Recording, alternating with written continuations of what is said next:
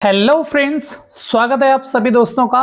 और आज का जो मैं प्रश्न उठाने वाला हूं और जिसकी हम लोग बात करने वाले हैं, जो राज्यसभा के सांसद हैं, आम आदमी पार्टी के राज्यसभा सांसद राघव चड्ढा के बारे में बात करने वाले हैं, जिनको कि इस अप्रैल के महीने से जो है लगातार पार्टी की तरफ से उनको बाइकआउट कर दिया गया है, एकदम साइड कर दिया गया है और उनकी जगह पर उनको रिमूव कर दिया गया इस पद से और उनकी जगह पर जो है अशोक मित्तल को लाया गया है। आखिर क्यों इनको हटाया गया?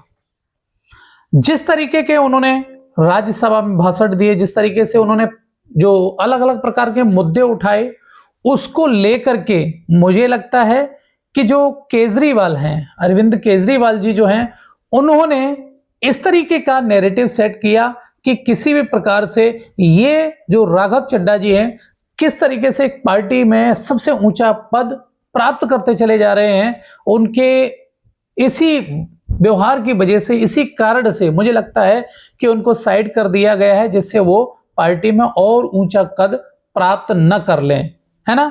और जबकि उन्होंने जो समाज के लोगों के बहुत बड़े ऐसे मुद्दे उठाए जो वास्तव में हम सबके लिए बहुत ही ज्यादा जरूरी थे, लेकिन राघव चड्ढा का भी कहना है कि वो बिल्कुल भी चुप नहीं रहने वाले हैं। जिस तरीके से उनको चुप कराया गया है, लेकिन वो बिल्कुल चुप नहीं रहेंगे। और उन्होंने साजिश का भी दावा किया कि जो है मुझे साजिश के तहत हटाने की कोशिश की गई है ना, ऐसा भी उनका ये मानना है। उन्होंने बहुत सारे जनहित के प्रश्नों को भी उठाया, जिसमें शामिल था जो टैक्स का बोझ है, जो बहुत ही निम्न वर्ग के लोगों पर पड़ता है, उस बोझ के बारे में उन्होंने बात की। जिस तरीके से लोग थे जीएसटी के बोझ पर लगातार वो सवाल पर सवाल उठा रहे थे संसद के अंदर। इसके अलावा जो बैंक के चार्जेस थे, जो बैंक में अलग अलग प्रकार के चार्जेस लगते थे और पेनल्टी लगती थी, स्पेशली मिनिमम बैलेंस पर,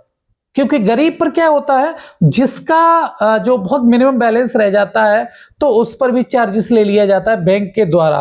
तो गरीबों को लगातार लूटने का काम बैंकों के द्वारा किया जाता था, उसके बारे में उन्होंने लगातार उस पर भी उन्होंने प्रश्न उठाया।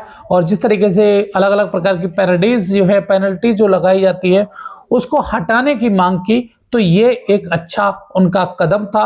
मोबाइल डेटा और रिचार्ज पर भी उन्होंने खूब कटाक्ष किया कि हम रिचार्ज करते हैं 30 दिन का, लेकिन उसके जो डाटा की वैलिडिटी आती है वो पर डे के लिए आती है। मान लीजिएगा मैंने रिचार्ज किया 350 रुपए में 30 दिन का, और शाम को आते आते रात के 12 बजे तक अगर मैंने किसी कारणवश अपना डाटा खत्म नहीं कर पाया, तो वो शाम के रात के 12 बजे के बाद वो खत्म हो जाता है, रोल ओवर नहीं जाता है, अगले दिन उसको आगे नहीं ले जाया जाता है।